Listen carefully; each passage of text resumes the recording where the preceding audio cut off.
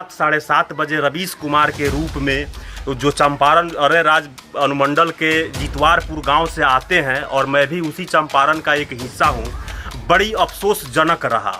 क्योंकि उस इमारत का चौथा खंभा जो आखिरी खंभा बचा हुआ था, मोदी सरकार तो धीरे धीरे सभी को निगल चुकी थी, लेकिन हमारे चंपारण के लाल रवीश कुमार के रूप में एक खंभा कहीं ना कहीं इस लोकतांत्रिक व्यवस्था के खिलाफ लड़ रहा था, जो गलत कर रहे थे लोग। लेकिन कल वो भी ध्वस्त हो गया, जो कि चौथा खंभा गिर गया है और इस लोकतांत्रिक व्यवस्था का कहीं ना कहीं संकट आ गया है। और बिल्कुल मैं इस दावे के साथ कहना चाहता हूं और कह देना भी चाहता हूं आपके चैनल के माध्यम से कि ये देश बिल्कुल नहीं चलने जा रहा है, क्योंकि जो पत्र पालिका का व्यवस्था है सरकार को सोचना पड़ेगा। मेन स्ट्रीम मीडिया जो रवीश कुमार थे, क्योंकि सभी मीडिया को निगल चुका है सरकार, तो अगर इस व्यवस्था को कायम रखना है और फिर से दोबारा वही दिन लाना है तो ये लोकतांत्रिक व्यवस्था जिंदा रहेगा। नहीं तो कहीं ना कहीं अब पूरी की पूरी प्रक्रिया आरएसएस के हाथ में चली गई है। चाहे वो सरकारी व्यवस्था हो इस देश का या चाहे गैर सरकारी व्यवस्था हो,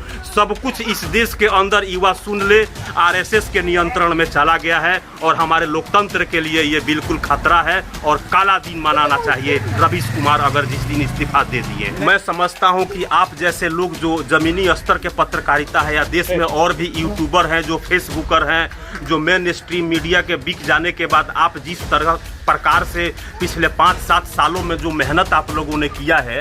और सरकारी व्यवस्थाओं के गलत व्यवस्थाओं के खिलाफ आप जैसे लोगों ने या पूरे देश भर के आप जैसे लोग लड़ाई कर रहे हैं, उसी के बदौलत कहीं ना कहीं अगर 5% लोकतंत्र जिंदा है तो आप लोग जिंदा किए हुए हैं। मेन स्ट्रीम मीडिया सिर्फ रवीश कुमार लड़ रहे थे सरकार के गलत नीतियों के खिलाफ, जो कि कल रात वो भी पिलर ढह गया है। तो मैं समझता हूं कि इस देश को या इस लोकतंत्र को अगर कहीं ना कहीं जीवित रखे हुए हैं तो आप जैसे लोग, आप जैसे यूट्यूबर, आप जैसे लोगों को कहीं ना कहीं प्रोत्साहन सरकार के तरफ से तो खैर नहीं मिलेगा, लेकिन जनता ने आप जैसे लोगों को अपने सराखों पे बिठा लिया है, क्योंकि आपके कंधों पे अब ये चौथा स्तंभ खड़ा है। जिस दिन अगर आपको, क्योंकि आप लोगों के ऊपर भी खतरा है, आप लोगों के ऊपर कहीं ना कहीं हमला हो रहा है, कहीं जेल में ठूसा जा रहा है सरकार के खिलाफ बोलने पर, कहीं कुछ किया जा रहा है, कहीं हमला हो जा रहा है, कहीं जान से हाथ धोना पड़ रहा है। लेकिन अब तो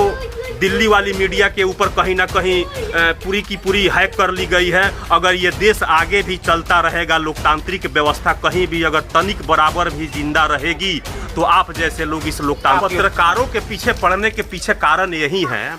कि जिस प्रकार से ये कहते रहे हैं कि देश जो है कहीं ना कहीं आरएसएस के नियंत्रण से चलेगी, तो अगर संविधान से देश को नहीं चलाना है तो पत्रकारों के पीछे तो ये पड़ेंगे ही, क्योंकि ये देश जो है संविधान से चलेगा, महात्मा गांधी के बताए हुए रास्तों से चलेगा। तो अगर इन लोगों की नीयत में खोट नहीं होती, सब कुछ संविधानिक तरीके से इस देश को चलाना होता, इस लोकतंत्र को बचाए रखने के लिए, तो इस तरह से मतलब नहीं करते। लेकिन अगर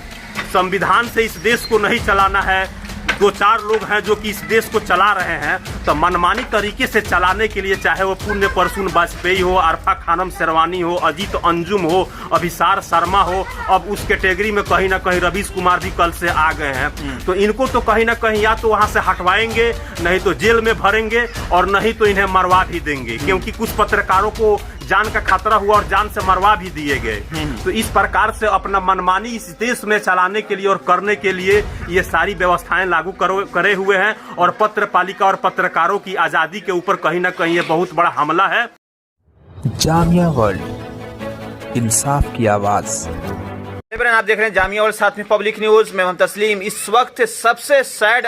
खबर आ रही है, जो पत्रकारिता के एक तरह से स्तंभ माना जाता था रवीश कुमार को, लेकिन जिस तरह से उनकी पत्रकारिता को दबाने की कोशिश हुई और इन्हीं टीवी चैनल को खरीद लिया है गौतम अडानी ने, उसके बाद से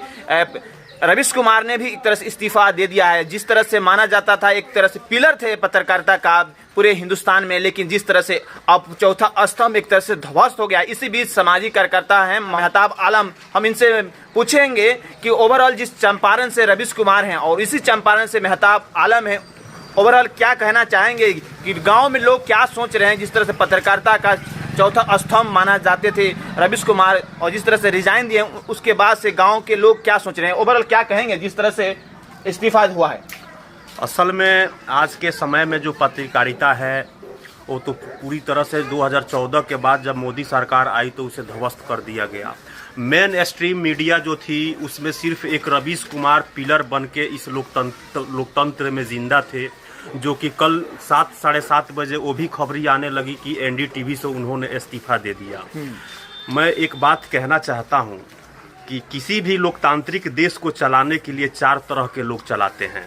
पहला विधायपालिका होता है, दूसरा कार्यपालिका होता है, तीसरा न्यायपालिका होता है और चौथा पत्रपालिका होता है। इसी को कहा जाता है कि किसी भी लोकतांत्रिक देश में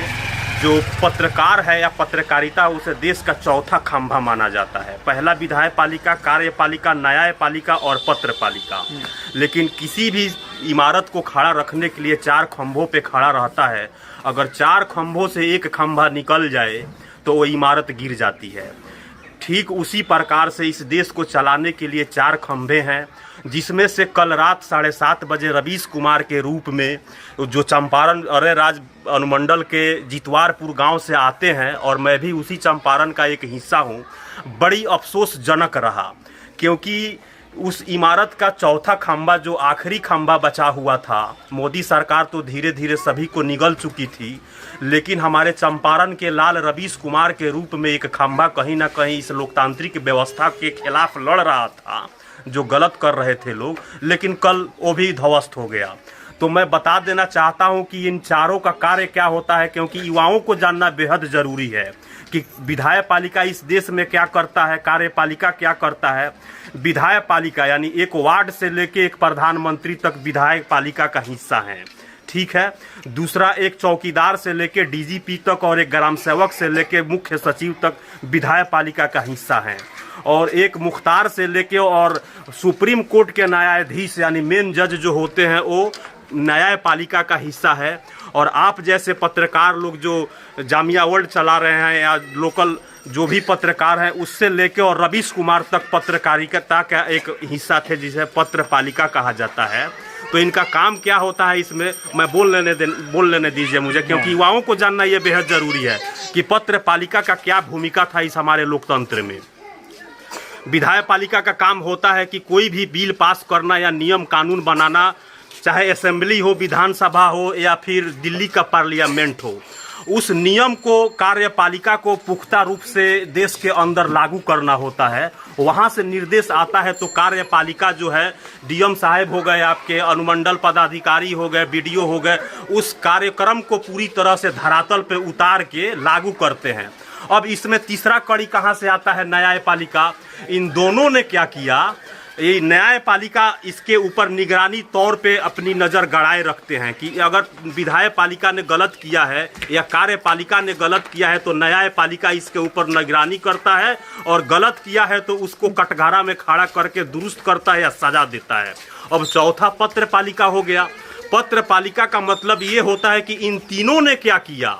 कहीं विधायपालिका सही था तो कार्यपालिका तो गलत नहीं कर दिया वहाँ, चलिए कार्यपालिका भी अगर सही है तो विधायपालिका ने तो कहीं डिसीजन लेने में सही नहीं किया। तो पत्रपालिका का काम ये होता है कि जनता और देश के सामने इन तीनों की सच्चाई को रखना, और जनता यहाँ पे फैसला लेगी कि अगर तीनों ने गलत किया है तो इसकी सज़ा मिलनी चाहिए। इसकी सज़ा क्या होती है, ईवीएम मशीन दाब के उसका निर्णय करती है जनता। लेकिन वहीं आज धाराशाही हो गया है देश के अंदर, जो कि चौथा खंभा गिर गया है और इस लोकतांत्रिक व्यवस्था का कहीं ना कहीं संकट आ गया है। और बिल्कुल मैं इस दावे के साथ कहना चाहता हूं और कह देना भी चाहता हूं आपके चैनल के माध्यम से कि ये देश बिल्कुल नहीं चलने जा रहा है, क्योंकि जो पत्रपालिका का व्यवस्था है सरकार को सोचना पड़ेगा। मेन स्ट्रीम मीडिया जो रवीश कुमार थे, क्योंकि सभी मीडिया को निगल चुका है सरकार, तो अगर इस व्यवस्था को कायम रखना है और फिर से दोबारा वही दिन लाना है तो ये लोकतांत्रिक व्यवस्था जिंदा रहेगा।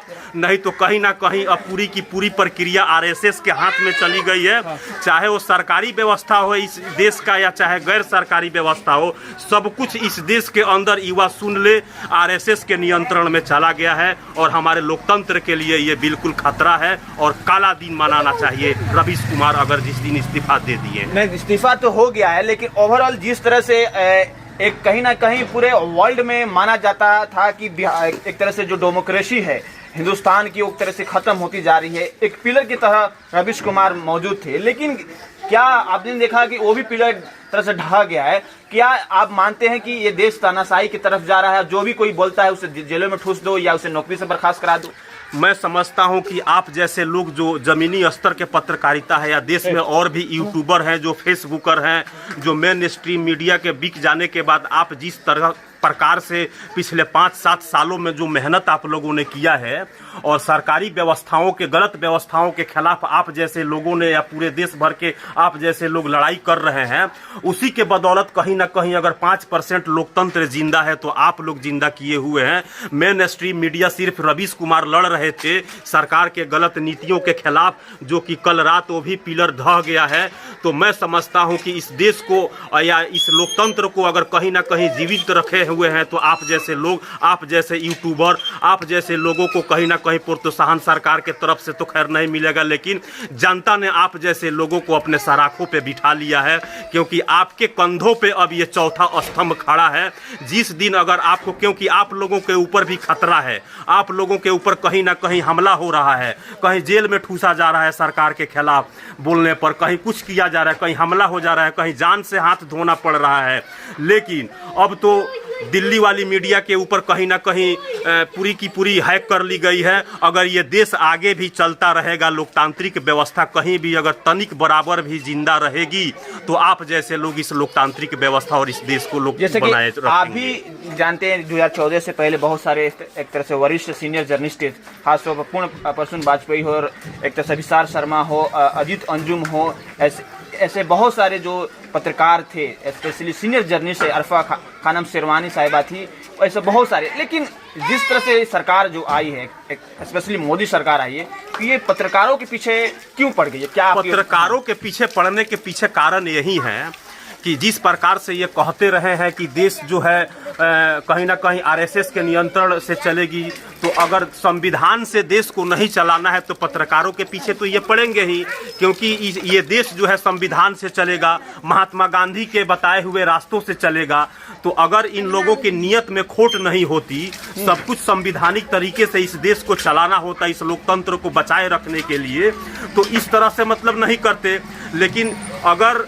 संविधान से इस देश को नहीं चलाना है, 2-4 लोग हैं जो कि इस देश को चला रहे हैं, तो मनमानी तरीके से चलाने के लिए, चाहे वो पुण्य प्रसून वाजपेयी हो, अरफा खानम शेरवानी हो, अजीत अंजुम हो, अभिसार शर्मा हो, अब उस कैटेगरी में कहीं ना कहीं रवीश कुमार भी कल से आ गए हैं। तो इनको तो कहीं ना कहीं या तो वहां से हटवाएंगे, नहीं तो जेल में भरेंगे, और नहीं तो इन्हें मरवा भी देंगे, क्योंकि कुछ पत्रकारों को जान का खतरा हुआ और जान से मरवा भी दिए गए। तो इस प्रकार से अपना मनमानी इस देश में चलाने के लिए और करने के लिए ये सारी व्यवस्थाएं लागू करे हुए हैं, और पत्र पालिका और पत्रकारों की आजादी के ऊपर कहीं ना कहीं ये बहुत बड़ा हमला है, और अपने मनमानी के हिसाब से ही चलाने के लिए ये सब एक last appeal all over Indian से क्या कहेंगे? जिस तरह से पत्रकारिता का जो सिरमौर रवीश कुमार थे, धराशायी जो एक तरह से सरकार ने कर दिया है, आखिरी में आप क्या अपील करना चाहेंगे पूरा ऑल ओवर इंडियन से जो विदेशों में है? एक तरह से अल्टरनेट जर्नलिज्म शुरू हो रहा है, उस पर क्या एक बस लास्ट अजान? मैं ये कहना ये चाह रहा हूँ कि अब जैसे कि